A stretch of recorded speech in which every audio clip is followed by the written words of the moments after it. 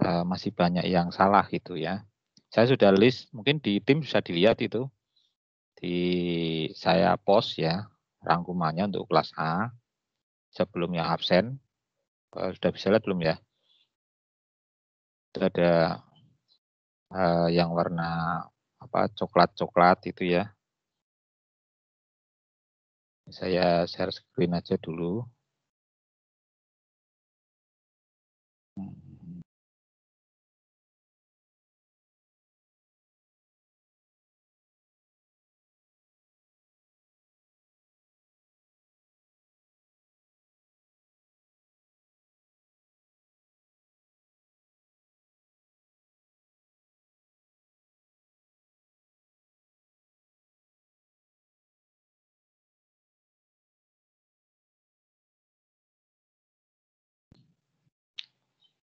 Sudah kelihatan belum share-nya? Sudah ya? Itu ada kelompok 1 sampai kelompok 8. Yang kelompok 5 itu ada yang langsung ya, tidak ada caranya itu. Kelompok siapa itu ya?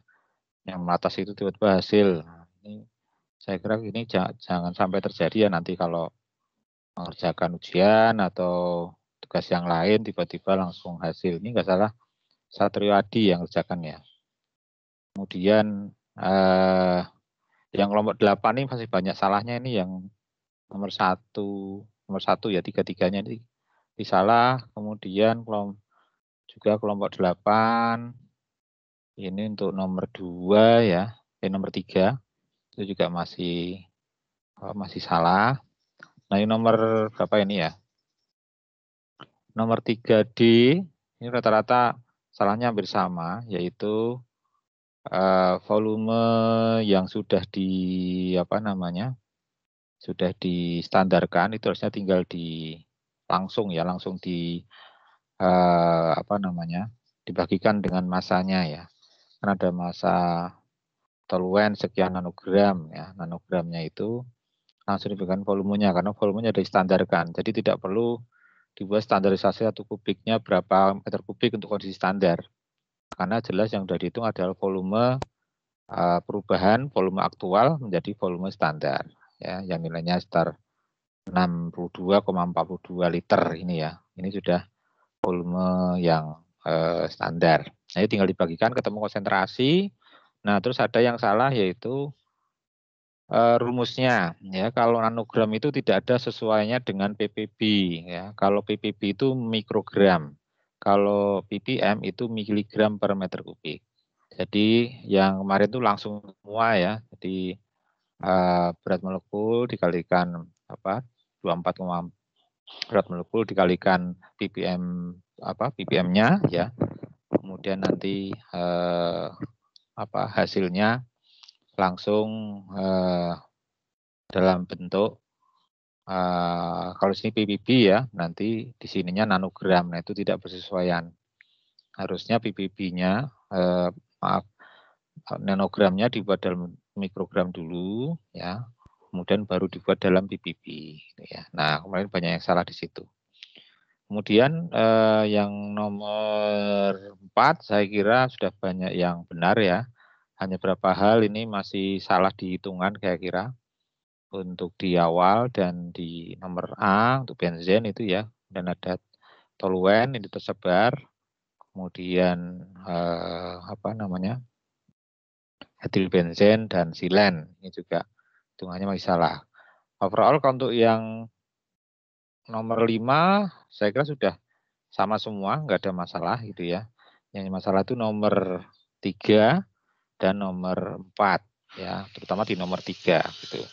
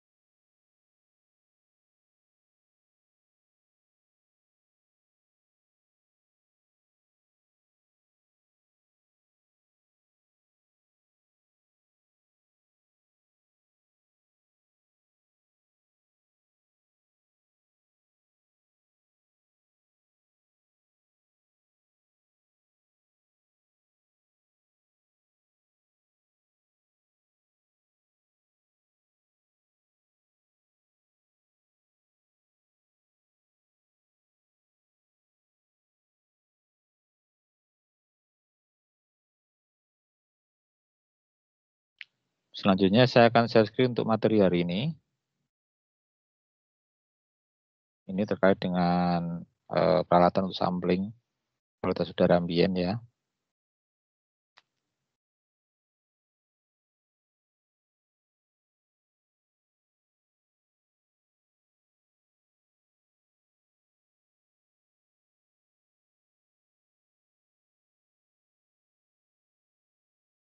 Tujuan sampling udara ambien itu ada dua hal. Yang pertama untuk memenuhi aturan kualitas udara baik di luar ruang ya outdoor dan di dalam ruang ataupun indoor. Kalau di luar ruang rata-rata untuk kesehatan, tapi kalau dalam ruang itu bisa kesehatan dan produktivitas kinerja. Makanya peraturan dalam indoor itu biasanya ngatur termasuk Permenaker ya, karena termasuk dalam produktivitas kerja. Kemudian juga untuk mengevaluasi risiko kesehatan. Jadi misalnya kalau dalam waktu lama, kemudian ada paparan konsentrasi udara sekian, maka bisa diperkirakan risiko kesehatan yang akan muncul. Kemudian juga kalau kalau kita ada sebaran yang misalnya polutan dan diukur sebaran seberapa jauh, kemudian seberapa lebar luasnya gitu ya, maka kita bisa menentukan lokasi di mana pelindung diri dikenakan. Karena kalau orang kerja misalnya atau beraktivitas, kemudian di situ diukur ternyata konsentrasinya tinggi, maka perlu ada alat pelindung diri yang dikenakan. Kemudian juga menentukan efek yang potensial ke lingkungan. Jadi lingkungan ini bukan hanya manusia gitu ya, tapi ada dengan biotik lain. Nah ini perlu kita cermati yaitu dengan sampling udara ambien ini. Dan yang keenam adalah menseleksi aksi mitigasi bahaya. Mitigasi artinya pencegahan bahaya. Jadi kalau ada potensi polutan yang terpapar, misalnya kemarin ada yang penelitian tentang sebarannya gas amonia gitu ya dari aktivitas venting mendadak gitu. Nah ini sebarannya sampai seberapa jauh gitu ya. Nah ini bisa diperkirakan juga dengan pengukuran dan nanti mitigasi bahaya di tempat-tempat yang kemungkinan akan tersebar paparan polutan tadi. Dan terakhir ada menentukan aktivitas dekontaminasi. Jadi kalau ada polutan misalnya yang karsinogenik misalnya ya, kemudian itu menetap di sana karena terus-menerus, maka dilakukan monitoring awal dan akhir. Nah, dari situ bisa kelihatan aktivitas dekontaminasinya berjalan baik atau tidak gitu untuk menghilangkan polutan yang menetap tadi itu. Nah, itu adalah salah satu tujuan sampling udara ambien ya. Sehingga kalau kita ke lapangan pastikan dulu tujuannya untuk apa, karena kadang berbeda. Yang memenuhi aturan kadang cuma sekali aja cukup gitu ya. Tapi kalau mengevaluasi kesehatan itu kadang harus yakinkan dengan berapa kali gitu pengukuran sehingga yakin bahwa di situ kesehatannya tidak terlalu fluktuatif gitu ya dan seterusnya. Jadi kita harus tahu tujuan samplingnya dulu. Kemudian metode sampling itu ada dua. Yang pertama adalah sampling area. Ini slide yang ketiga ya. Sampling area dan personal sampler. Kalau sampling area ini biasanya stationary sampel, jadi tetap samplingnya di situ terus gitu ya di satu titik. Bisa daerah tempat kerja atau bisa tempat beraktivitas. Kemudian kita juga bisa menganalisis potensial dosis. Artinya bahwa kita baru potensi ya, belum sebenarnya. Kalau misalnya kita anggap konsentrasinya selama selang waktu, kurun waktu pengukuran itu tidak berubah, maka kita bisa mengestimasi potensi dosis yang akan muncul ya, dosis masuk yang ke manusia gitu. Kemudian sampling area biasanya membutuhkan sumber listrik yang besar ya. Biasanya kalau itu ada HVS atau high volume sampler atau medium volume sampler gitu ya, itu biasanya menggunakan listrik ya. Atau kalau tidak ada genset. Makanya sebelum sampling lapangan biasanya pastikan dulu ada listrik di sekitar tempat kita sampling. Atau kita harus menyediakan genset sendiri gitu ya. Kalau genset peletakannya harus jauh karena terkait dengan jangan sampai mengampling emisi dari genset itu sendiri ya. Kemudian juga menempatkan alat pada tempat tertentu dan mengoperasikan selama periode waktu tertentu. Nah ini Jelas kalau tempat tertentu itu kita harus yakinkan nanti bisa tetap, ya artinya koordinatnya nanti tidak berubah, sehingga kalau ada sampling berikutnya itu juga bisa dibandingkan begitu. Dan di periode waktu tertentu kaitkan dengan baku mutu, ya bisa yang sesaat, ada 1 jam, ada yang 24 jam, tergantung parameternya gitu ya. Ada yang nanti bisa 30 hari ya kalau kita bicara tentang deposisi. Nah itu sampling area. Kemudian ada personal sampler. Nah personal sampler ini mengimitasi penawasan manusia sehingga diletakkan di dekat sampling ini ya sampling manusia ya, layout hidung manusia di situ ya, makanya disebut personal sampler. Nah alatnya portable, kecil, dan bisa dikenakan oleh para pekerja. Nah, kalau ini bukan potensi dosis lagi, tapi sudah dosis aktual. Karena di mana orang beraktivitas tidak harus menetap di situ terus, bisa bergerak kemana-mana. Nah ini aktual dosisnya yang dia inhal atau dia hisap berapa gitu ya. Nah itu bisa diperkirakan benar dengan personal sampler. Nah dioperasikan dengan baterai ya, karena memang kecil bisa dibawa kemana-mana. Dan dalam kasus tertentu personal sampler ini bisa digunakan dalam sampling area. Artinya personal samplernya tadi dipasang di suatu tempat tertentu dan nanti tidak pindah-pindah karena tidak dikenakan orang. Nah itu bisa untuk metode sampling area juga. Nah itu adalah metode sampling ya. Jadi ada sampling area dan personal sampler. Di slide yang ketiga. Nah, besaran waktu sampling ini ada yang waktunya long term atau jangka waktu lama, tapi ada yang sifatnya jangka pendek atau short term ya. Kalau long term atau long duration sampling ini menganalisis paparan manusia dan jangka waktu lama, kemudian melihat tren polusinya selama periode waktu tertentu. Jadi kalau dilihat, kalau kita mengukur tiap tahun di titik yang sama gitu ya, kemudian ada perulangannya dalam 1 tahun itu, dan nanti di tahun berikutnya diukur lagi selama 10 tahun atau 20 tahun, maka kita bisa lihat tren. Misalnya apakah pengurangan bensin tanpa timbal ya, jadi penghilangan bensin tanpa timbal di seluruh Indonesia itu bisa mengurangi konsentrasi timbal di udara. Nah itu bisa dilakukan penelitian sebelum dan sudah selama selang waktu yang cukup lama. Sehingga kita tahu trennya bahwa semakin lama akan semakin menghilang di atmosfer. Gara-gara sudah tidak ada timbal di dalam bensinnya. Atau jangka waktu pendek ini ya samplingnya berdasar periode yaitu short term. Ini kondisi terkini atau hanya ingin lihat kondisi saat. Ya, jadi kalau studi AMDAL itu biasanya menggunakan sesaat ini karena biayanya juga murah, terus kita hanya menggambarkan kondisi yang terjadi saat itu. Ya, tentunya memang dari sisi penggambaran kondisi tren itu tidak bisa ya, karena pengukurannya hanya sesaat itu. Padahal udara itu ininya cukup lama.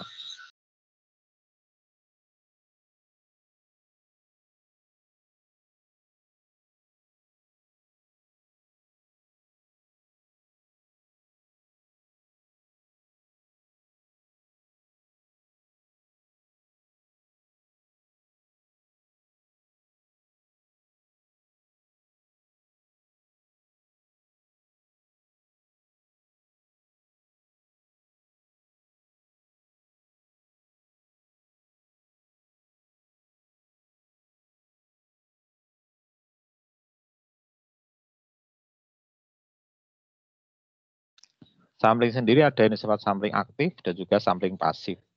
Kalau aktif itu biasanya menggunakan pompa, jadi ada udara yang bergerak ya. Karena sifatnya kemarin saya katakan bahwa kalau ada tekanan ya negatif, artinya ada vacuuming, nah gitu.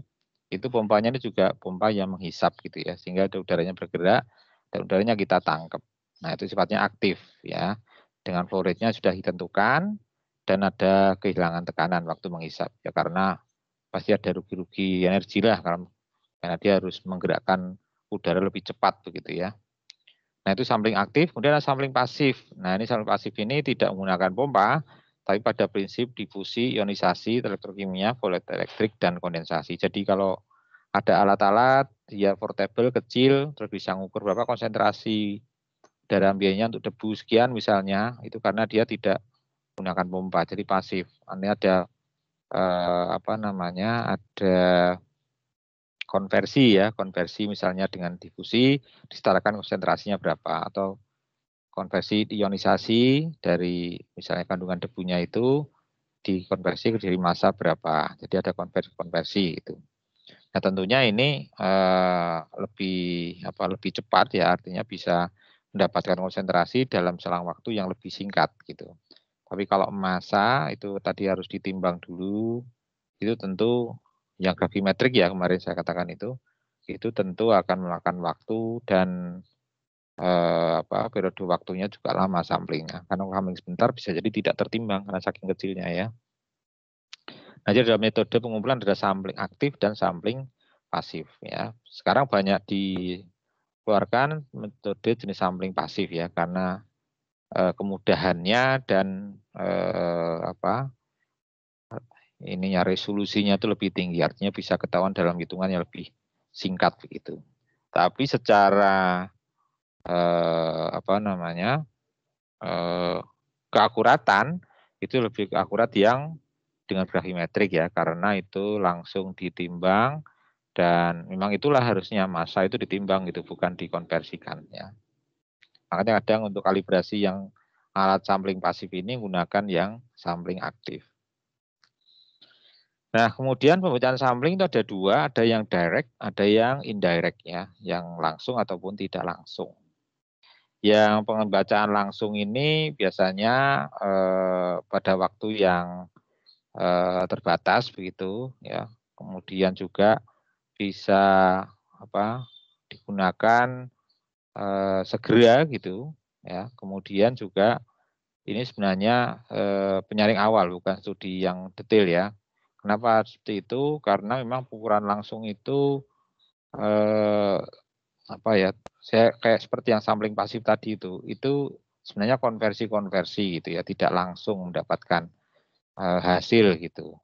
Jadi contoh kalau kita ingin kondisinya terbatas gitu, maka kita lebih bagus menggunakan yang langsung ya, karena kalau kondisinya sulit untuk sampling, maka akan sulit untuk mendapatkan datanya di lab nanti.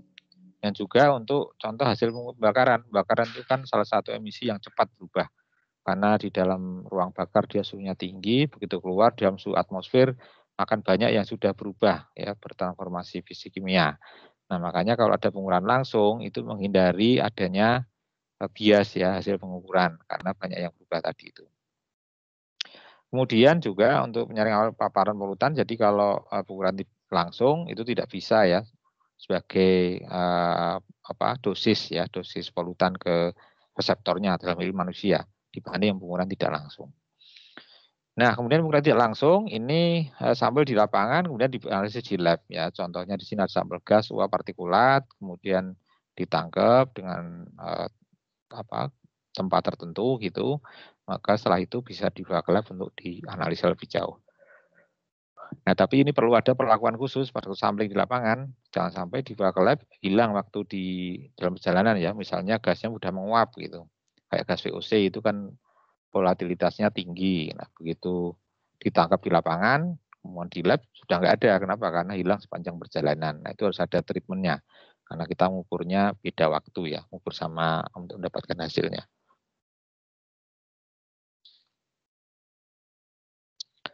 Lanjut ke slide ke-7. Jadi ini pengukuran langsung dengan indikator tubes ya. Jadi ini contohnya ada Pak, ya. Ya. Slide-nya nggak keganti, Pak. Oh, belum ganti. Iya, masih di 5. Slide 5. Ini slide slide 6 sudah ganti belum? Belum, Pak. Belum.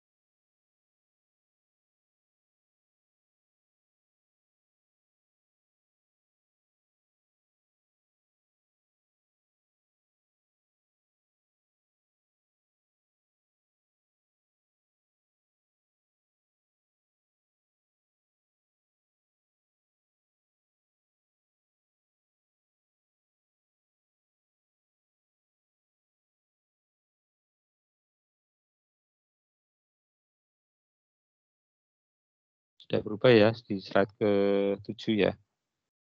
Sudah, Pak.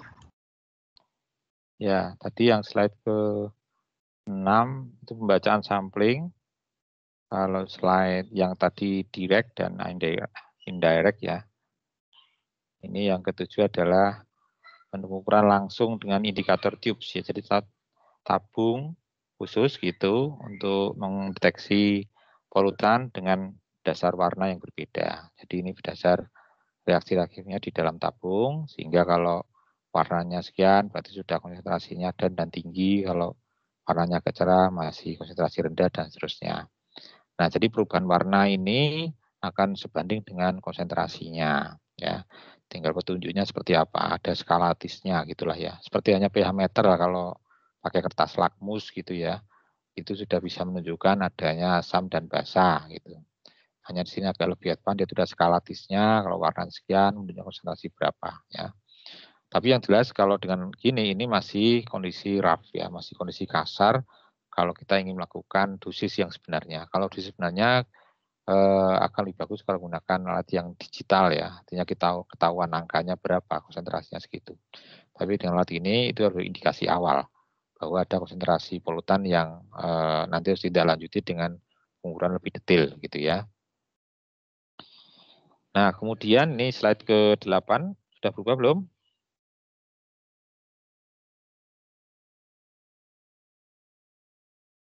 Sudah, Pak. Sudah ya. Ya, jadi ini ada salah satu metode pengukuran yang pasif ya. Di sini menggunakan sel-sel elektrokimia sebagai sensor. Jadi sekarang itu sudah zamannya banyak sensor ya, sensor-sensor yang dikembangkan untuk mendeteksi polutan beserta konsentrasi atau besarannya. Karena dengan adanya sensor ini tentu akan memudahkan dalam sampling ya. Artinya kalau sampling itu sulit gitu, karena orang mungkin tidak harus menjagain gitu ya, bisa gunakan sensor ini yang bisa ditinggal, kemudian nanti akan dikonversikan ke dalam bentuk mesh-nya gitu ya. Nah, sensornya ada bentuk untuk gas ataupun untuk partikulat gitu ya. Nah, dengan adanya sensor ini nanti konsentrasi polutan itu bisa dapatkan sekaligus ya. Ada serial polutan yang bisa dideteksi misalnya CO2, 2S, CH4, SF6 jadi satu gitu ya. Sehingga kita bisa mendapatkan nilai yang lebih integrated ya untuk semua polutan gas yang deteksi. Nah, tentu kalau yang sifatnya seperti ini masih perlu kalibrasi di lab ya. Jadi semua alat apapun kalau menggunakan sensor, sensor itu harus dikalibrasi. Kenapa? Karena dia prinsipnya tidak mengukur zat sebenarnya gitu, konsentrasi sebenarnya, tapi berdasar konversinya, misalnya dari ionisasinya atau di sini khusus di elektrokimia ya, elektrokimianya nanti kalau dia bisa terelektrolisis gitu ya. Jadi kelemahannya memang harus dikalibrasi dengan alat yang bukan pakai sensor. Sensor sendiri ada batas umurnya. Jadi kalau sudah sekian lama operating hours-nya dia harus di-replace, diganti yang baru. Ya. Selanjutnya ada yang menggunakan PID, Photo Ionization Detectors. Ya, ini juga salah satu yang banyak digunakan kalau mengukur dari emisi gitu ya. Jadi polutan itu nanti akan diionisasi, kemudian hasil ionisasinya itu akan ditangkap gitu, sehingga menjadikan responnya itu berdasar ionisasi yang dilakukan. Nah, jadi PID ini termasuk ya yang bisa salah satu cara ya untuk mendapatkan konsentrasi polutan ya di emisi dari cerobong misalnya begitu. Nah, ada yang menggunakan dan handheld ya. Handheld itu artinya sudah bisa dipegang tangan, portable, artinya nggak besar, alatnya kecil, dan itu bisa ya dari sisi keakuratannya juga reasonable lah, artinya dalam kisaran yang bisa diterima ya kalau mengukur dibanding yang konvensional. Nah, ini ada yang lain, ada FID, ada Mobile Infrared Analyzer, ada Portable Gas Chromatograph, ya GC. Nah, ini semua metode-metode sebenarnya lebih banyak lagi ya, bukan hanya ini aja. Ini semua digunakan yang dulu sifatnya kayak gas kromatografi itu ya. Dulu nggak ada yang bisa portable gini, harus dibawa lab, ditangkap pakai sorben dulu, baru dibawa ke lab untuk dianalisa gas-gasnya gitu ya. Tapi itu jelas memakan waktu dan tidak bisa continue. Artinya begitu sampling selesai sudah. Atau kalau enggak kita harus nungguin samplingnya gitu ya. Tapi kalau sekarang sudah ada yang portable, jadi ketahuan di lapangan langsung nilainya berapa. Nah, itu tentu akan sangat memudahkan atau sangat membantu dalam analisa yang cepat gitu ya. Kemudian aerosol monitor. Nah, ini yang kalau yang partikel terutama ada yang bisa berfungsi sebagai fotoelektrik ya. Jadi light scattering ya. Di partikel itu sebenarnya sangat kecilnya dia bisa memendarkan cahaya. Nah, hasil pendarannya itu yang diukur untuk dikonversikan menjadi satuan massa. Ya. Ini bisa juga ada yang menghitung ukuran partikel. Ya, partikel itu ada yang ukurannya sangat kecil, ultrafine partikel, ada yang cukup besar dalam ukuran mikron, gitu, 100 mikron begitu ya. Nah, itu bisa dengan alat ini untuk menghitung jumlah partikelnya. Ya, jumlah partikelnya ada berapa yang sangat halus itu, ada berapa yang halus, ada yang berapa yang sedang, dan ada yang berapa yang besar. Nah, itu gunakan namanya particle counter nanti ya. Nah, jadi di dalam aplikasi di lapangan, alat-alat seperti ini banyak digunakan di zona-zona yang diminta untuk pengukuran secara cepat gitu ya. Karena ada perubahan fluktuasi yang cepat dari sumber-sumbernya. Ini slide ke-12. Ada sampling gas dan belum berubah ya. Ada sampling gas dan uap.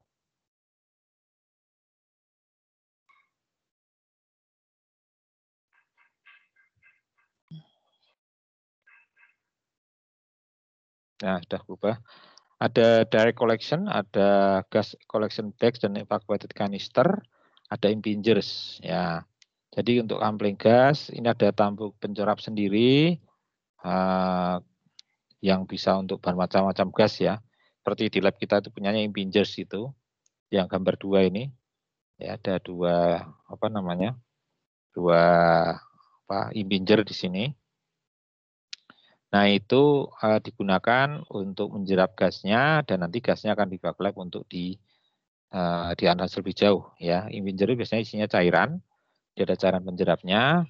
Nah, itu cairan penjerapnya itu bisa bisa mendeteksi setelah ada gas yang masuk dan nanti disetarakan. Nah, nanti di prakteknya nanti ada yang seperti itu. Terus ada yang menggunakan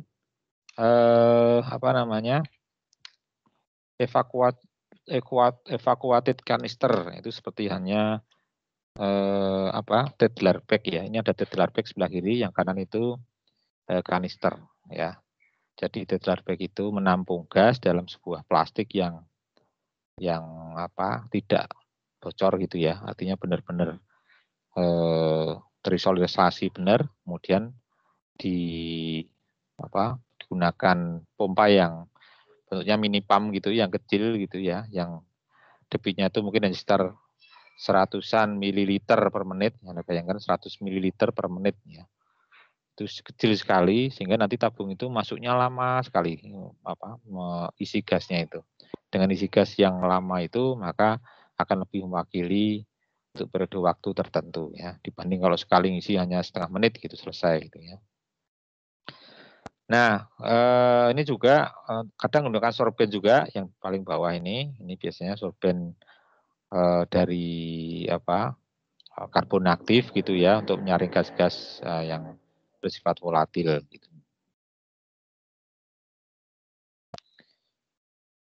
Nah, kemudian ada sampling partikulat ya. Jadi sampling partikulat ini yang dasar ya, itu penting manakala akan digunakan untuk sampling udara ambien ya.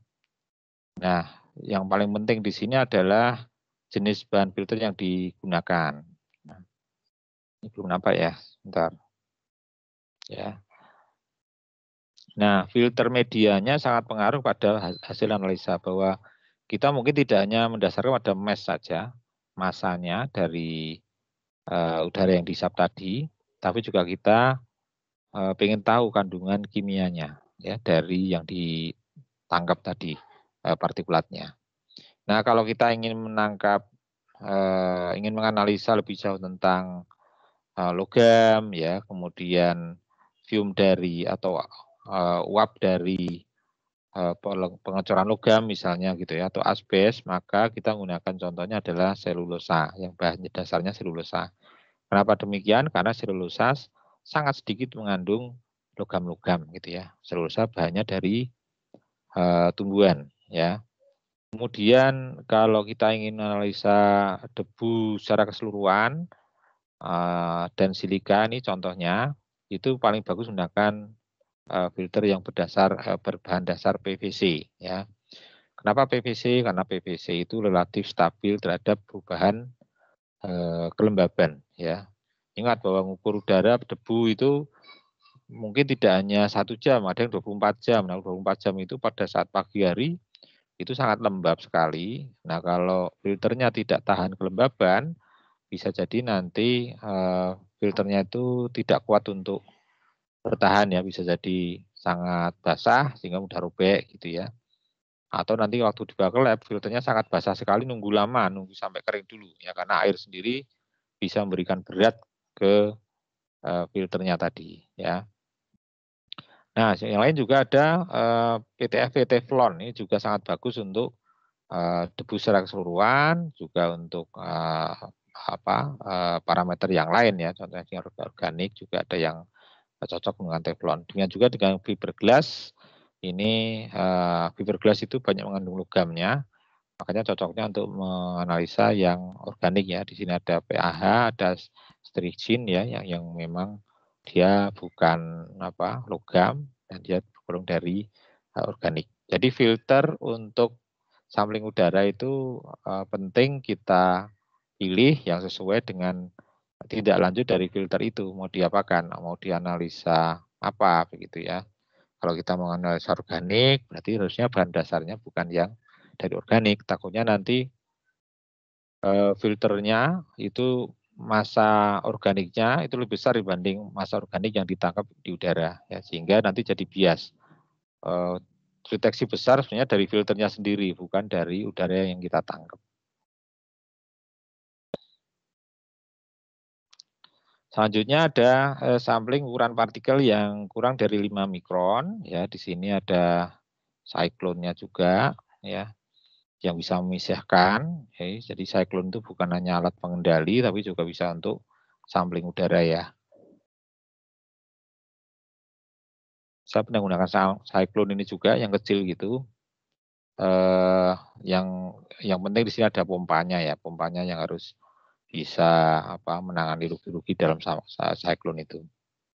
Kemudian atau impactor. Nah, impactor ini yang bisa untuk mendapatkan atau memperoleh data tentang distribusi ukuran partikel. Ya, kadang partikel itu ada yang besar, ada yang kecil, ada yang sangat halus. Nah, itu kita karakterisasi berapa masanya dari tiap-tiap ukuran tadi itu, ya, sehingga kita dapatkan distribusi partikel di lokasi itu.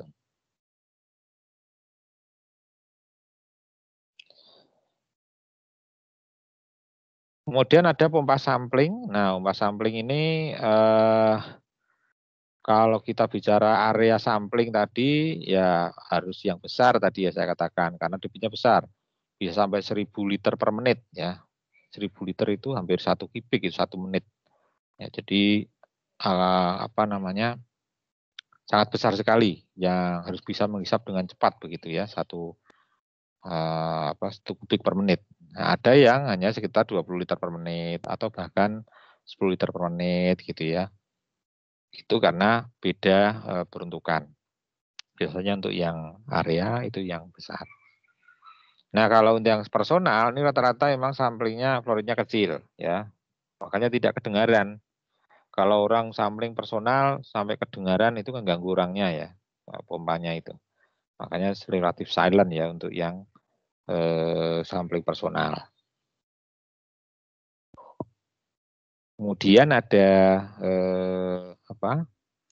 ya relatif mudah untuk dibawa gitu ya, dan ringan gitu ya. Nah, makanya kalau sampling personal tadi digunakan untuk area, terus di dalamnya banyak angin yang berturbulensi misalnya, itu tidak cocok ya, nanti jadi bacaannya error ya. Jadi kalau cukup berangin maka gunakan flow rate yang besar sehingga anginnya tidak mengganggu gitu. Tapi kalau anginnya kecil kalau tenang bisa gunakan yang personal sample tadi ya.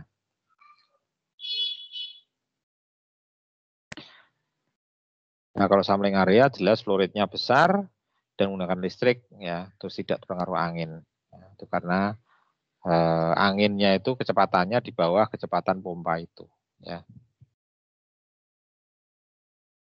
Nah, untuk analisis di lab nanti ini yang menjelaskan Bu Nurti, tapi saya akan singgung sedikit bahwa ini slide keberapa ini ya? 16 ya. Ya, 16. Jadi kalau di lab itu banyak sekali instrumennya yang bisa digunakan tergantung tujuan kita menganalisa apa. Yang paling sering digunakan ini adalah FAA atau AA saja gitu ya, atau AAS sekarang nyebutnya gitu. Jadi di sini ada Atomic Absorption Spectrophotometer. Itu yang digunakan sudah lebih lama gitu ya. Artinya orang banyak awalnya gunakan itu. Nah, kemudian di situ ada ICP ya, ini ICP itu Inductively Coupled Plasma. Jadi ICP itu ada yang MS ya, Mass Spectrophotometry, ada yang OES ya, OES ya. Jadi beda sedikit lah kalau ICP-MS itu dengan prinsip spektro, nanti mass-nya ketahuan. Kalau OES dengan plasmanya tadi ya. Jadi dia tidak menggunakan spektro ya. Nah, ini yang membedakan. Kalau lebih bagus pakai MS ya, ICP-MS gitu. Kemudian ada IPLC, High Performance Liquid Chromatography, ini juga banyak digunakan untuk deteksi organik terutama yang konsentrasinya kecil ya. Dan ada ANEE ini dengan reaktor atom ya, neutron activation analysis ya. Kemudian ada XRA, PSRD ya, ini dengan X-ray, ada spektroskopi, dan terakhir adalah ion kromatografi. Ini untuk ion-ion baik kation maupun anion.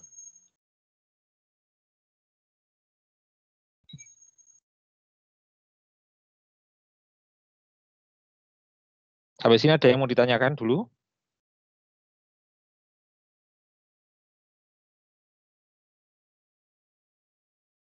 Tidak ada? Baik, selanjutnya kalibrasi flow rate ya. Kenapa itu penting? Karena flow rate itu, ini kenapa flow rate penting coba? Ya, kenapa kalibrasi flow rate itu penting? Mungkin ada yang bisa jawab.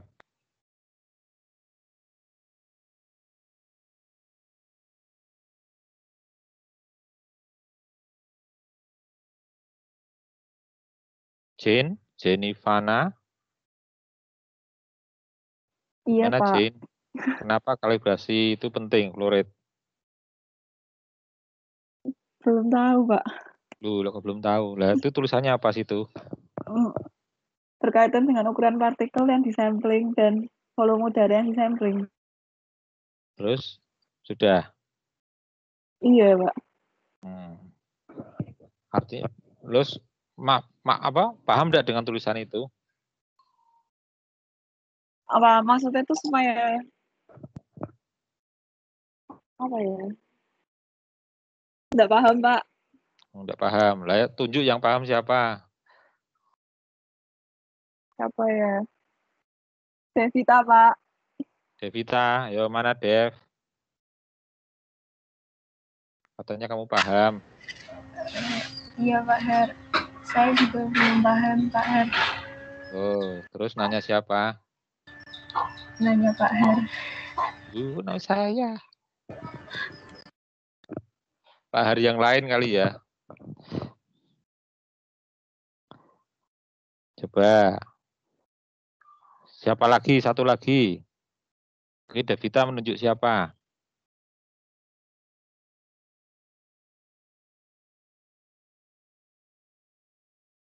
Steph?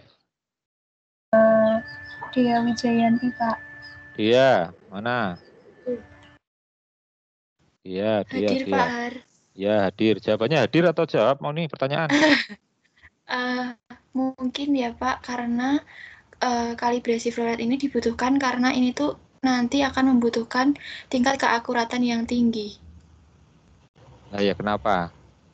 Untuk apa? Butuh keakuratan yang tinggi. Sebentar Pak.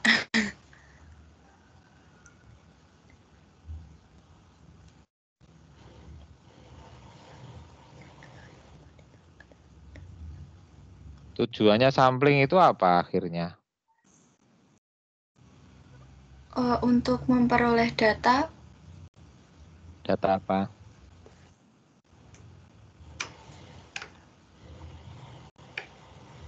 Mungkin kalau yang ini mungkin kualitas udara Pak. Saya apa? Data apa? Kualitas udara yang kamu ketahui apa?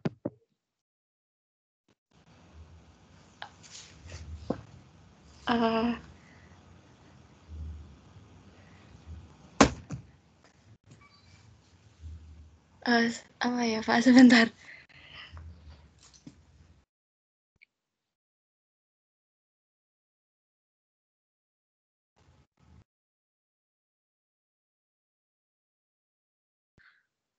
Mungkin kondisinya Pak, kalau yang kemarin selama saya KP itu kebetulan kan ada pengukuran kualitas udara juga. Itu tuh yang diukur ada NOx-nya berapa, terus SO gitu-gitu Pak. Berapa itu apa?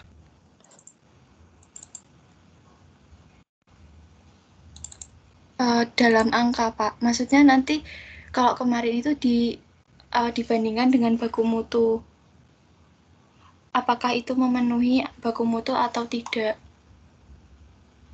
Baku mutu satuannya apa?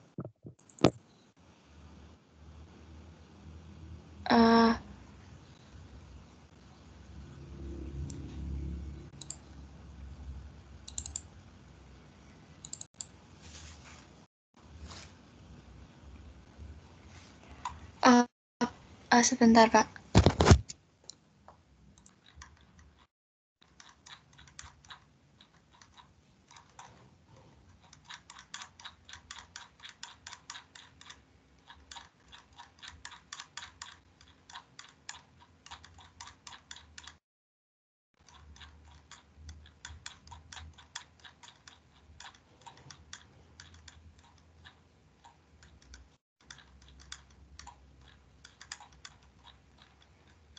Kalau kemarin itu untuk nitrogen oksida itu miligram per N meter pangkat 3, untuk karbon monoksida juga miligram per N meter pangkat 3.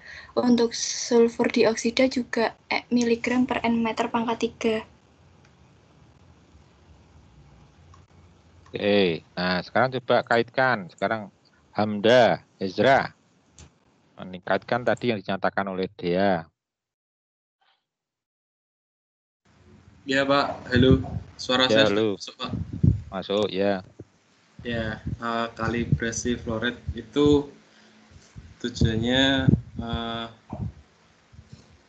agar saat gimana ya? Saat melakukan sampling untuk mencari konsentrasi udara yang ada di lingkungan, biar lebih akurat dilakukan kalibrasi terlebih dahulu.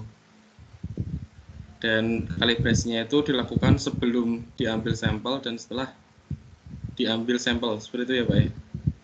Saya Kok masih bisa? kurang paham. Kok bisa kalibrasi flow rate itu terkait dengan konsentrasi?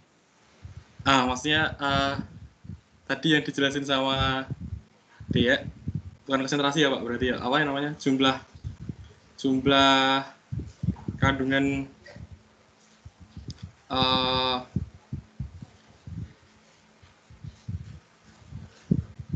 apa tadi namanya, saya lupa.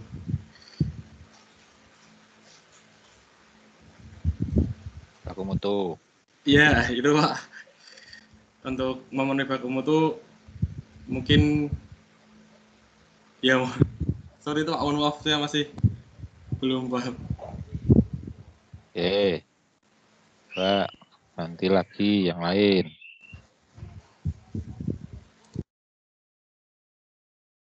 Daivina ya. Mana Daivina? Iya Pak Her, hadir. Gimana terkait karbon flow rate dengan konsentrasi tadi gimana? Kalau menurut saya dan yang sudah saya sempat cari barusan, tujuannya itu supaya mengkonfirmasi dan mengembalikan pergeseran dan penyimpangan pembacaannya, Pak. Jadi semisal butuhnya dikalibrasi itu kan kadang alatnya sudah tergeser satuannya gitu, Pak. Nah, jadi fungsinya kalibrasi ini supaya membaca keadaan kondisi suhunya, temperaturnya itu lebih akurat lagi, gitu, Pak. Satuan flow rate itu apa ya? Satuannya, sebentar Pak, saya cari dulu.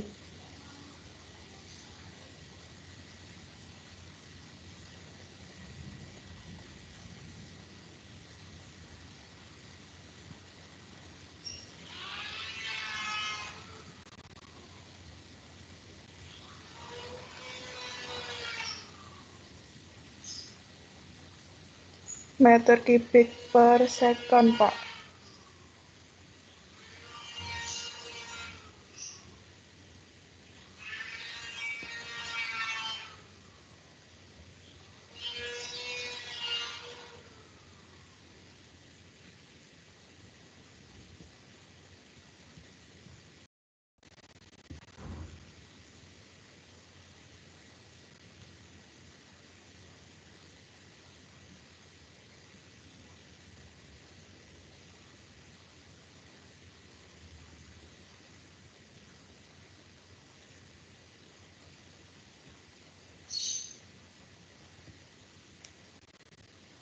Oh, bisa menggunakan meter kubik per second atau liter per detik, Pak. Ini kalau yang saya cari.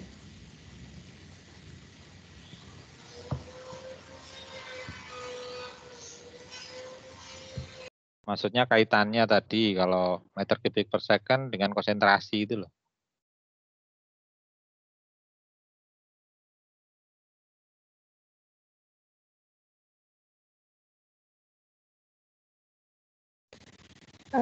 Sebentar, Pak.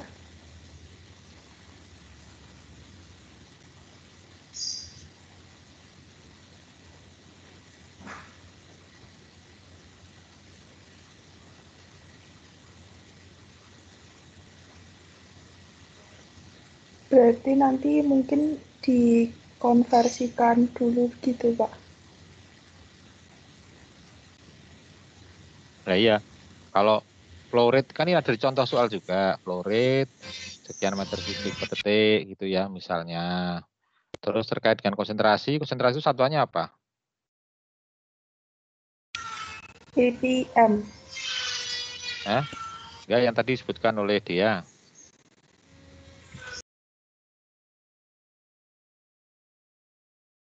Miligram n meter kubik, Pak. Miligram per n kubik. Nah, sekarang dengan satuan itu hubungannya dengan flow rate apa? Itu nanti untuk menghitung volume metrik, bukan Pak? Atau aliran udaranya. Volume aliran udaranya. Nah, volume aliran udaranya itu rumusnya apa? Flow rate kali apa itu? kecepatan linier dikalikan luas penampang. Tadi satuan flow rate apa?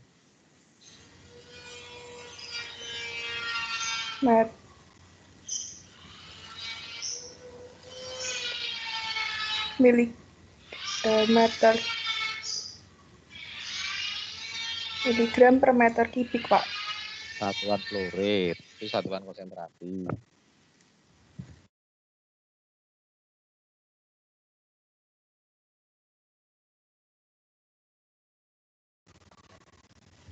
Belum terlalu paham juga, Pak, saya, maaf. Loh, tadi ya ini terakhir ya, siapa yang mau bisa menjelaskan terkait flow rate dengan volume. Nah, tadi sudah disebutkan volume tadi Davina tadi.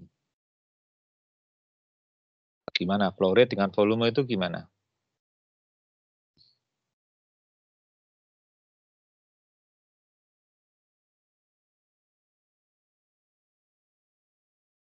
Pak Del, mana Del? Iya, Pak. Keterkaitan flow rate dengan volume. Kurang paham, Pak. Saya masih memahami, masih belum nyambung. Satuan flow rate tadi apa? Meter kubik per second ya, Pak? Ya. Satuan ini, satuan volume. Volume itu meter kubik, Pak. Jadi untuk dapatkan volume, flow rate dikalikan apa? Seper waktu ya, Pak? Per waktu atau waktu? Waktu, Pak.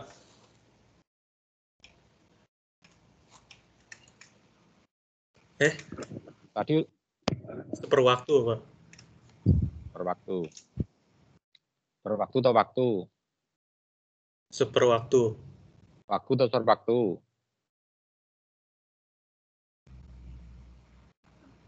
Seper waktu, Pak. Nanti jawabannya terakhir sewaktu-waktu. Aduh. Nah. Meter kubik per second, biar jadi meter kubik, berarti meter kubik harus dikalikan dengan, meter kubik per second dikalikan dengan second. Secondnya hilang kan, akan jadi meter kubik. Kok bisa seper waktu? Oh, iya. Ya, Iya, Pak. Nah, sekarang kalau konsentrasi tadi massa per volume. Ya. Miligram per meter kubik kata dia tadi. Baku mutunya, ya toh, miligram per meter kubik. Nah, kalau tadi volume itu hasil dari flow rate dikalikan waktu. Nah, konsentrasi bisa salah manakala bisa miligramnya salah atau volumenya salah, kan gitu ya. Ya enggak. Nah, kalau kita ambil satu dulu, miligram salah itu berarti mungkin masalah di penimbangan, ya toh. Nimbang massa polutannya tadi itu salah. Tapi kalau volume salah di mana? Volume salah di mana? Ya tadi flow rate-nya salah, ya toh. Karena volume adalah flow rate dikalikan waktu, atau waktunya salah. Tapi kayaknya waktu itu kayaknya tidak mungkin salah ya. Ya pun salah menuliskan lah. Misalnya Anda sampling sekitar 1 jam. Anda mau menuliskan jadi 50 menit kan tidak mungkin ya. Anda udah benar pasang waktu alat itu 1 jam. Kecuali Anda tinggal lupa alatnya jadi jalan 1,5 jam, nah itu salah. Anda tetap harus ngalikannya 90 menit, bukan 1 jam, bukan 60 menit ya. Tapi kalau 90 menit Anda tuliskan 60 menit, salah gitu. Nah kalau flow rate, ya flow rate-nya salah. Salahnya apa? Dia tidak mengukur volume sesuai yang diserahkan persatuan waktu. Misalnya harusnya 60 liter per menit gitu ya, menyampling gitu alatnya. Tetapi Anda nyamplingnya itu ternyata hanya 50 liter per menit atau bahkan 70 liter per menit. Berarti ada salah di sana. Ya. Ada salah di flow rate-nya. Nah, makanya sini perlu kalibrasi flow rate ya. Dikalibrasi dulu flow rate-nya apakah benar alat itu ngukur sekitar 60 gitu ya. Jadi sekali lagi bahwa apa namanya flow rate itu penting ya untuk Anda pahami ya dalam kalibrasi.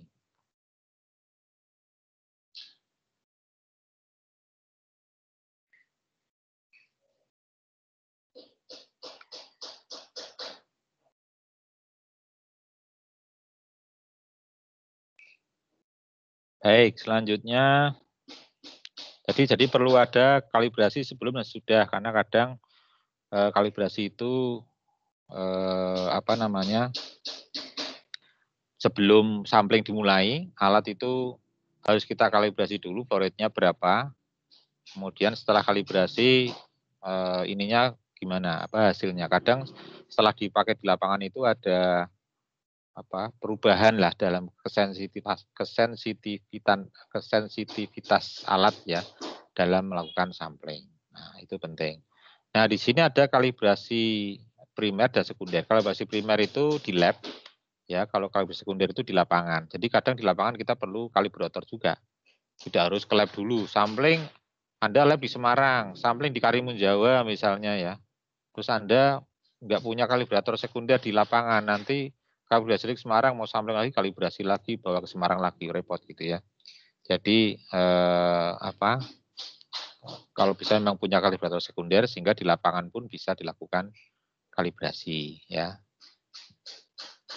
Kemudian di sini ada parameter penting dalam alat ya. Di sini ada waktu respon, kemudian sensitivitas ya, kemudian ada selectivity, kemudian ada akurasi, kemudian ada presisi ya, kemudian ada kalibrasi sendiri. Nah, ini coba Anda diskusikan dulu per kelompok ya. Nanti saya ini lagi kira-kira ya setengah jam lah ya. Saya masuk lagi per kelompok untuk menjelaskan tiap ini. 1, 2, 3, 4, 5, 6, cuma 6 ya. Kira enggak apa nanti yang kelompok 78 milih salah satu lah di antara yang 6 ini.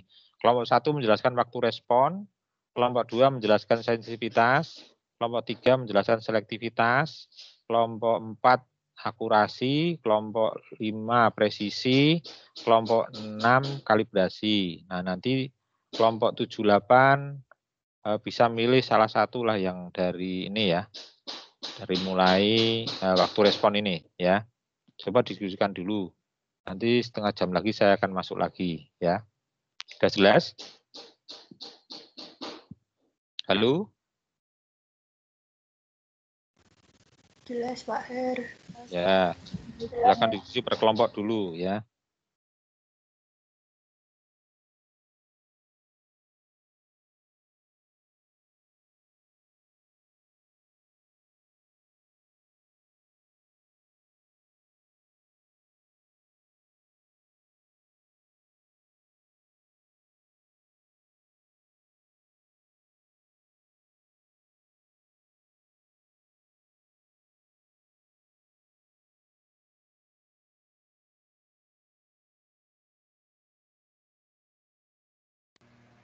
Pak Her, mohon maaf sebelumnya boleh meminta file PPT-nya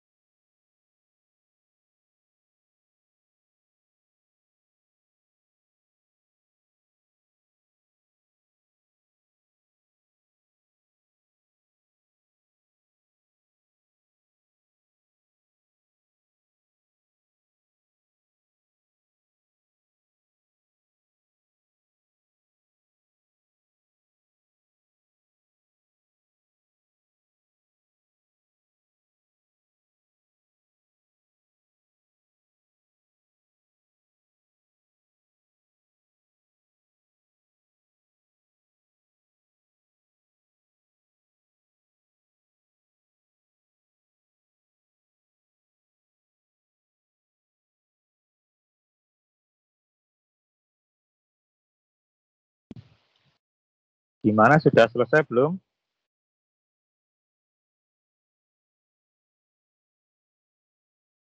Aduh.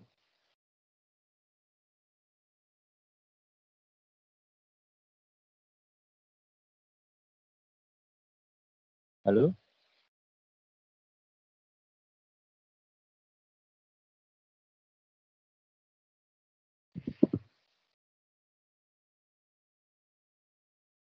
Hujan deras enggak ya di situ ya?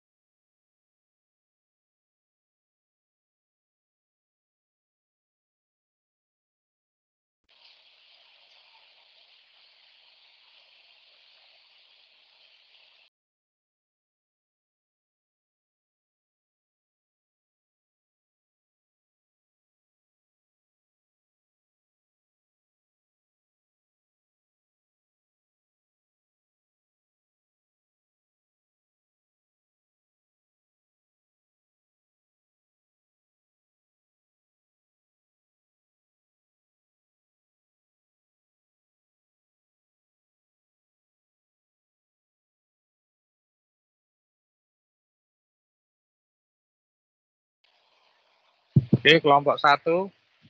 Mungkin ada yang mau mewakili?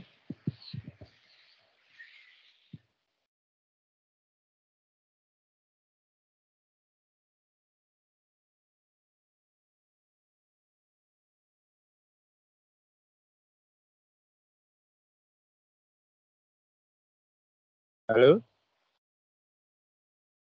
Ini ada Yayu Zulfatus Saada. Ada Angga Prasetya, ada Fatia Nurul, Dian Wahyu Ningsyas, Elvia Rosa, Hamda Ezra, Rahmalia, Tia Anggun. Siapa yang mewakili?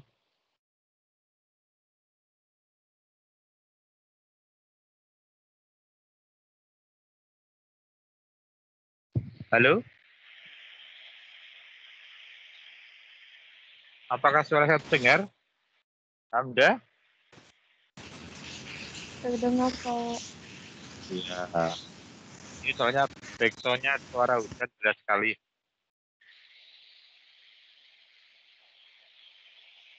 Siapa yang mewakili untuk ini respon time?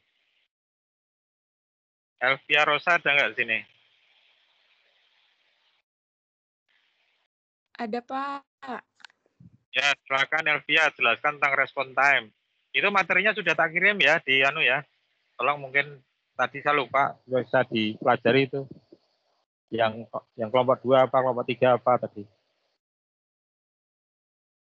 Baik, Pak. Untuk response time atau waktu respon itu merupakan waktu yang dibutuhkan ketika alat dipaparkan polutan sampai menghasilkan data yang bisa dibaca. Untuk peralatan pengukuran langsung atau direct reading instrument, waktu respon dapat berada dalam rentang beberapa detik hingga beberapa menit. Jadi satuannya itu detik hingga menit. Itu aja Pak mungkin yang bisa dijelaskan. Mungkin ada tambahan lain dari kelompok 1. Terima kasih. Nah, pertanyaan saya gini, kalau waktu responnya makin singkat, makin baik tidak?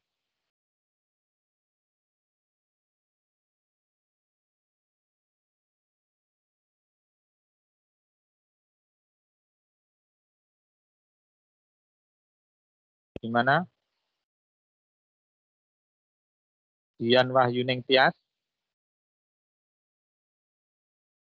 Iya, Ada di Pak. sini? Kalau makin singkat, misalnya dalam waktu 1 detik gitu dibanding yang respon time-nya 5 detik, itu bagus mana itu? Kalau menurut saya lebih bagus yang lama soalnya biasanya itu akurasinya lebih tinggi, Pak. Ya. Ada lagi satu kelompok yang punya pendapat beda. Angga?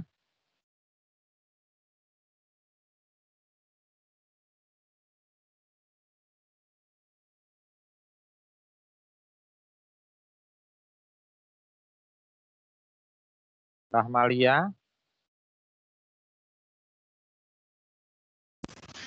Iya, Pak Her. Kalau menurut saya juga sependapat dengan Tias, Pak. Lebih akurasinya lebih tinggi kalau waktunya semakin lama, Pak. Ya. Oke, berarti pendapat kelompok 1 seperti itu ya. Iya, Pak, kurang. Nah, ada yang lain enggak? Kelompok 1 pendapatnya. Ya, kalau sudah respon time itu menunjukkan waktu yang dibutuhkan, waktu respon. Jadi waktu alat disentuhkan dengan polutan, itu berapa lama dia baca polutannya itu. Semakin lama dia baca, berarti semakin lama kita menunggu. Ya, menunggu alatnya itu mengeluarkan hasil gitu. Nah, tentu tidak kita sukai, karena kan kita butuh cepat. Jadi kalau nanti misalnya dia bisa merespon 5 menit gitu ya, keluar, misalnya baru disentuhkan 5 menit lagi baru keluar angkanya, nanti kita tidak tahu yang menit kedua, ketiga, keempat, 5, tidak tahu, tahunya sudah langsung 5 menit yang belakang gitu ya. Jadi semakin detail, semakin singkat responnya, semakin bagus, berarti dia cepat untuk membaca hasilnya gitu. Ini terkait dengan keakuratan. Keakuratan nanti ada lagi yang lain gitu ya. Jadi bukan terkait dengan yang ini. Nanti ada yang terkait dengan akurasi lah ya gitu. Kayak gitu ya. Jadi orang kalau punya respon time cepat itu lebih disukai dibanding yang waktu responnya lama. Oke. Sekarang kelompok 2, sensitivity. Kelompok 2. Kelompok 2, di sini Saya ada izin menjawab, Pak. apa ini? Sin, Pak. Oh ya, silakan, Jin. Ini berdasarkan hasil diskusi kelompok kami, sensitivitas itu adalah kemampuan alat ukur untuk memberikan tanggapan terhadap perubahan nilai pengukuran yang terjadi. Jadi gampangannya itu menunjukkan kemampuan berapa cepat alat ukur mencapai angka hasil pengukuran. Nah, berarti kan berhubungan sama tadi apa? Correspondent time ya. Yang pertama tadi berhubungan dengan waktu. Jadi kayak kan ada angka sebelum pengukuran dan angka setelah hasil pengukuran itu kan ada selisih waktunya, ada lama pengukurannya. Nah, kalau lama pengukurannya itu semakin cepat atau gradien waktunya semakin cepat, berarti sensitivitasnya dinyatakan lebih baik.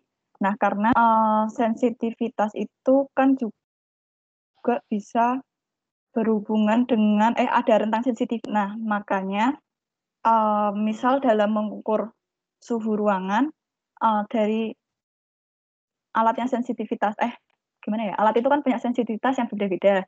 Nah, dalam mengukur suhu ruangan misalnya ada termometer khusus suhu dingin, jadinya bisa lebih cepat dibandingkan dengan termometer yang suhu ruangan biasa karena sensitivitas lebih baik yang termometer untuk suhu dingin. Gitu, Pak. Ya, mungkin ada yang nambahkan lagi nggak kelompok 2 selain Jane?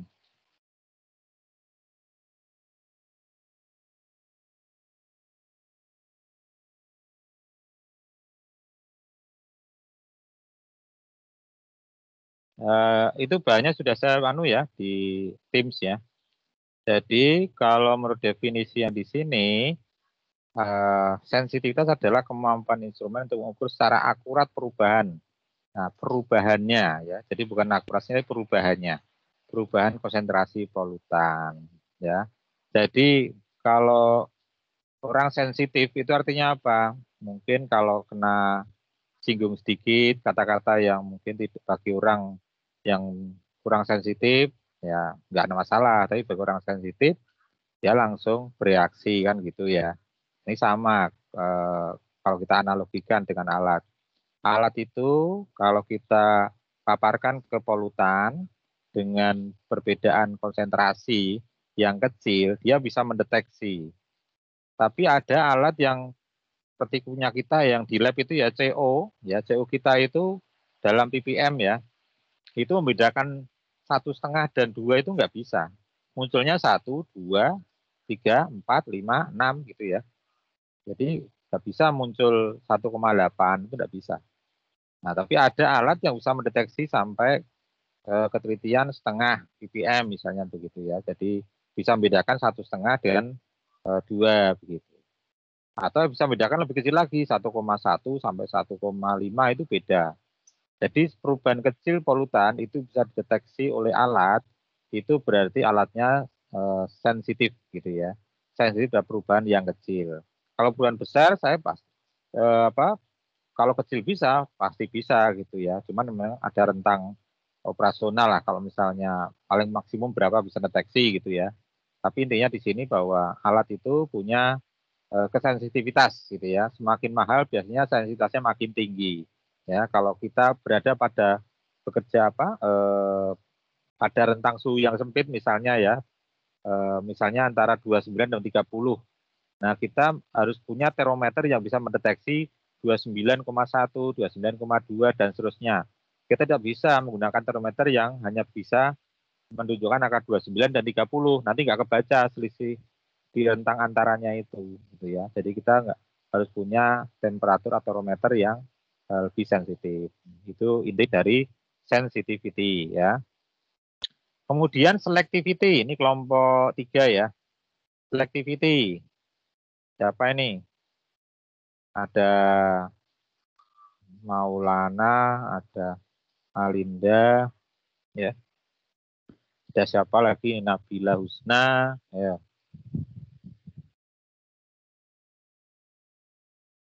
Siapa yang akan menjawab?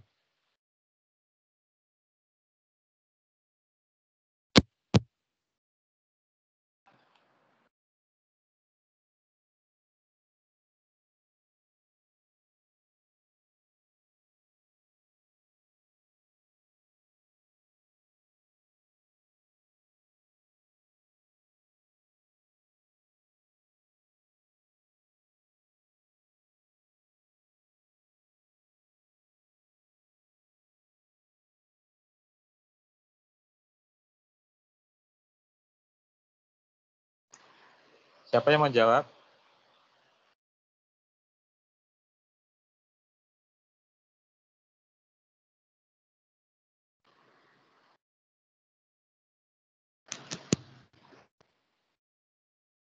Siapa ini? Satrio Nunggi, bisa nggak? Oh iya Pak, oke. Saya mewakili teman-teman kelompok 3 ya Pak, izin menjelaskan untuk selektivitas itu diartikan suatu kemampuan suatu alat uji sampel dalam menguji sampel yang sesuai dengan kegunaan alat uji tersebut.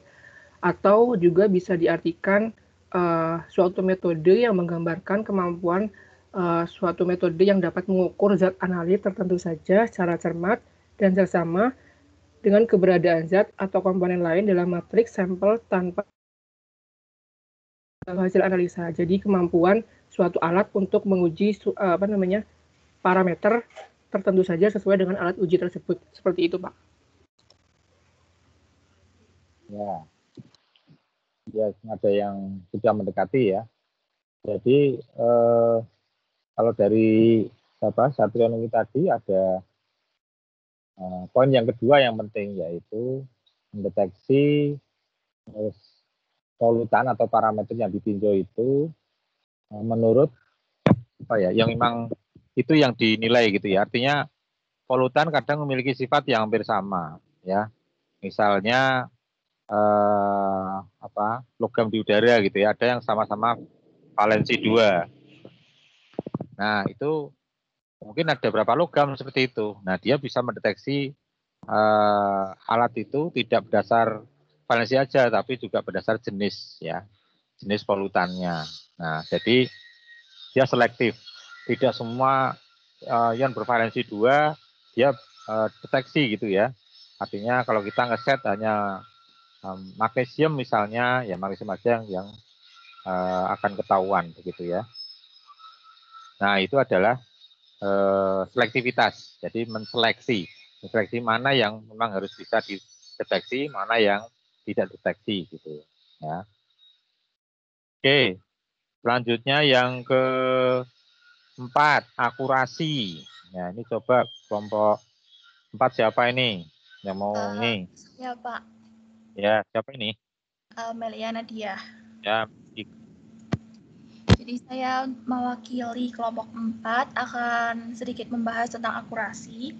Jadi suatu alat ukur dikatakan tepat jika memiliki akurasi yang baik, yaitu hasil ukur menunjukkan ketidakpastian yang kecil.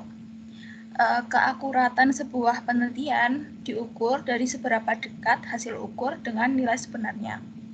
Dalam hal ini, sebelum sebuah alat diukur, harus dipastikan bahwa kondisi alat sudah dalam keadaan terkalibrasi dengan baik. Nah, kalibrasi yang buruk akan menyebabkan kesalahan dalam pengukuran, yaitu hasil pengukuran yang tidak tepat dengan hasil yang sebenarnya sebesar kesalahan dalam kalibrasi tersebut. Sekiranya segitu, Pak. Makasih. Ya.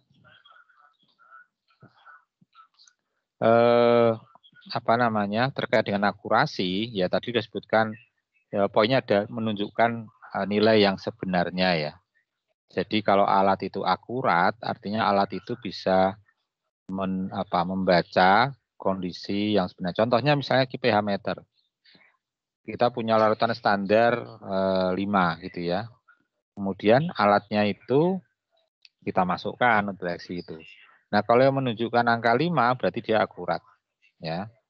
Kalaupun ada 5,1, 5,3 atau 5,2 itu akan menurunkan keakuratannya. Jadi bahwa alat itu menunjukkan nilai sebenarnya, nah itu menunjukkan keakuratan. Semakin kecil biasnya, simpangannya, berarti akan semakin akurat alat itu. Nah, benar salah satu cara untuk ini akurasi itu ya tadi kalibrasi ya. Kalau tadi ada kalibrasi flow rate, berarti memang dia akan ngepaskan ya flow rate-nya sesuai dengan nilai yang sebenarnya, sehingga nanti volumenya akan benar-benar volume sebenarnya, kemudian juga akan mendapat konsentrasi yang sebenarnya. Oke. Kemudian yang kelima ya, yang kelima terkait dengan presisi. Nah, kelompok 5 ini mana? Kelompok 5 siapa ini ya? Saya Pak. Ya.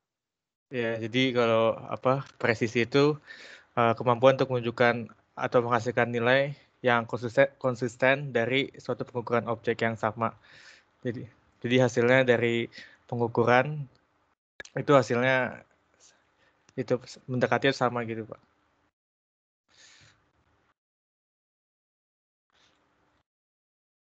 Sama itu maksudnya gimana ya? Misalnya dilakukan pengukuran beberapa kali, terus semakin mendekati hasil pengukuran satu sama lainnya itu maka presisinya akan bisa dikatakan presisinya semakin tinggi. Satu sama lain itu artinya apa tadi? Satu sama lain. Hasil dari pengukurannya Pak. Dengan alat yang sama. Dengan objek yang sama. Dengan objek yang sama, dia menunjukkan hasil yang sama. Hasil yang konsisten atau yang konsisten Pak. Konsisten. Ya. Oke, jadi dari penjelasan yang di slide itu, presisi merupakan kemampuan alat untuk secara berulang-ulang ya menghasilkan nilai yang sama. Kalau bilang tadi konsisten untuk objek yang sama ya. Jadi misalnya dia ada larutan tadi 5 gitu ya, kemudian dia menunjukkan angka 5,3 terus 5,3, 5,3 terus 5,3 lagi, 5,3 lagi. Jadi dia presisi ya.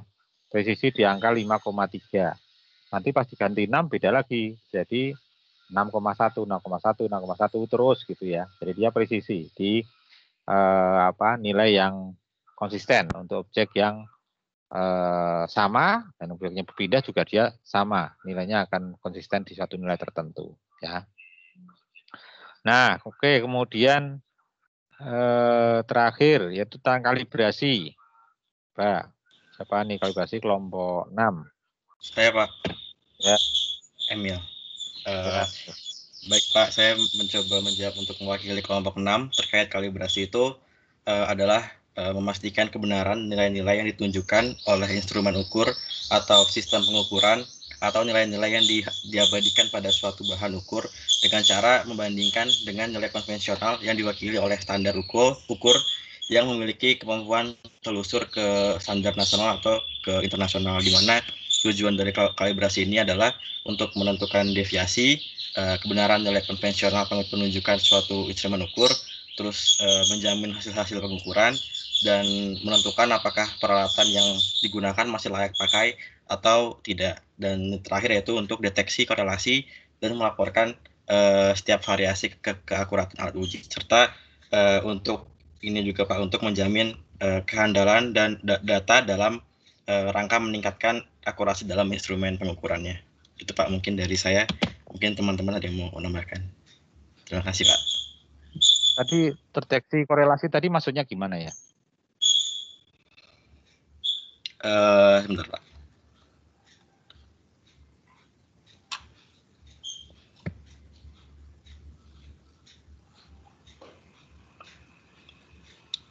Untuk yang deteksi sendiri ini Pak, jadi dalam pengujian suatu alat mungkin akan ada variasi keakuratannya, jadi bisa mengetahui untuk mendeteksi berbagai jenis variasi dari keakuratan itu Pak, mungkin untuk deteksi. Untuk korelasi belum dapat.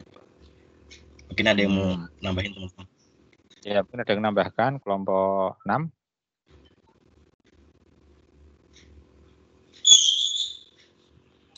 Rifnawati.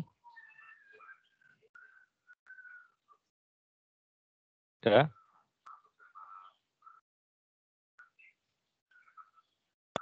Agita.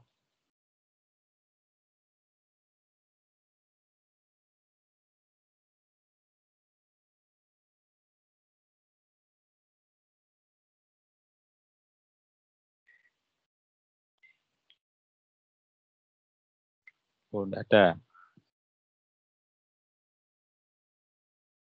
Novita?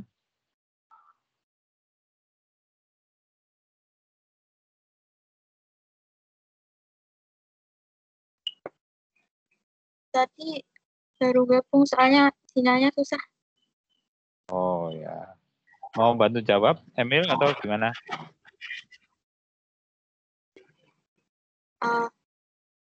Belum nemu sih Pak, nyoba nyari juga ini Pak.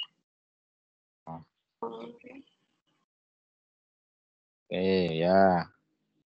Jadi kalau dari definisi itu bahwa kalibrasi itu apa namanya digunakan ya untuk meningkatkan keakurasian ya.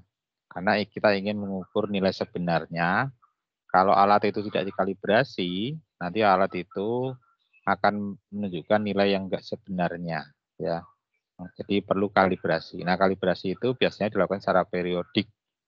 Ya, kenapa periodik? Ya karena alat itu pasti ada apa namanya? Ada menurun fungsinya gitulah ya. Kalau Anda aja baca selama 1 jam gitu, mungkin membaca pas awal-awal bisa cepat, begitu sudah 1 jam terakhir gitu, mungkin sudah terlewat atau sudah tidak fokus gitu ya. Makanya perlu dikalibrasi lagi, di-refresh lagi. Nah ini fungsinya alat juga sama seperti itu. Kita kalibrasi sehingga dia bisa melaksanakan sebagaimana fungsinya ya untuk menunjukkan nilai yang nilai sebenarnya ya. Makanya di situ kalau dikatakan perlu di-adjust gitu ya, dikembalikan lagi ya ke kondisi yang menunjukkan nilai sebenarnya gitu. Oke. Kemudian yang kelompok 78 saya ingin tanya, berarti kalau alat itu presisi dan akurat gimana itu ya? Presisi dan akurasi. Punya presisi dan akurasi.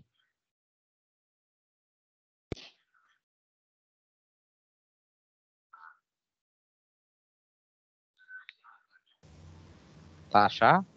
Izin menjawab, Pak.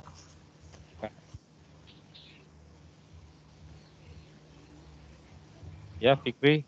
Iya, Pak, izin menjawab. Tadi kan pertanyaan Bapak, kalau misalkan alat punya presisi dan akurasi itu berarti artinya apa gitu? Kalau yang saya tahu, kalau misalkan sebuah alat memiliki sifat akurasi dan kepresisian yang baik itu artinya rata-rata hasil penunjukannya itu akan selalu akan selalu mendekati nilai standar ya, atau yang mewakili tingkat ketepatan dengan nilai sebenarnya atau akurat. Dan keberulangan itu penunjukan datanya baik atau presisi sih Pak, mungkin seperti itu sih Pak. Ya, intinya begini, alat itu kalau akurat menunjukkan nilai sebenarnya, kalau presisi berulang-ulang menunjukkan nilai yang konsisten, kan gitu ya, yang sama. Nah kalau dia konsisten berulang-ulang tapi menunjukkan nilai sebenarnya, berarti dia dua hal tadi, jadi presisi dan akurat. Ya. Jadi dua hal itu harus alat itu harus punya. Kalau alat mengukur berulang-ulang tapi salah terus nilainya, ya berarti sama aja. Atau alat sekali akurat, besoknya diulang lagi nggak akurat, berarti nggak presisi dia. Ya, dia presisi hanya presisi dan akurat hanya sekali. Habis itu dia presisi aja tapi tidak akurat gitu. Nah itu juga tidak pas gitu ya. Jadi dua hal itu harus dipunyai ya. Baik, nah saya kira untuk kelompok 8 apa yang biasanya dilakukan waktu kalibrasi? Mungkin ada yang tahu?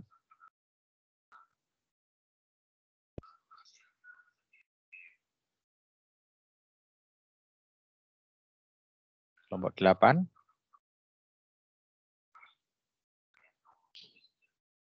Sisi Aira.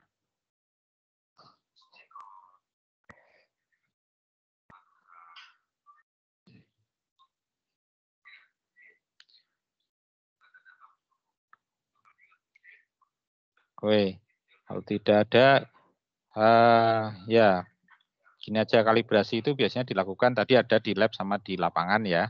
Ya kalau di lab nanti ada kalibrator primer, kalau di lapangan ada kalibrator sekunder.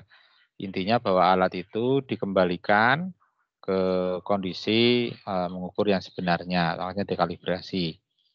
Nah, Jadi alat-alat yang biasa kita gunakan di lapangan itu kalau mau dinyatakan layak atau handal, biasanya dalam akreditasi lab itu perlu dikalibrasi.